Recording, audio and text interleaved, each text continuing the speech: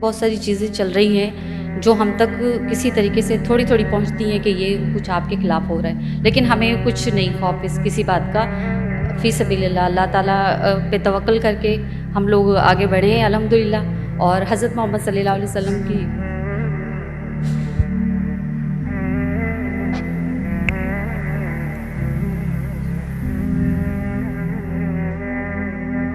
नाज़रीन, ये ऐसे लम्हात होते हैं कि जहाँ पर आप अपने जज़्बात पर काबू नहीं रख पाते। ज़ाहिर सी बात है कि आपने ज़िंदगी का बहुत बड़ा अरसा एक ख़ास मज़हब में गुज़ारा हो और फिर उसके बाद आपने अपने बहन भाई, रिश्तेदार और दीगर जो अज़ीज़ व अक़ारिब हैं उनको छोड़कर इस्लाम कबूल किया हो और फिर ख़ालिसतन अल्लाह ताला की रज़ा की खातिर इस्लाम कबूल किया हो, तो मैं समझता हूँ कि ये वो अफ़राद हैं जो कि ईमान की असल लज़्ज़त को महसूस कर सकते हैं।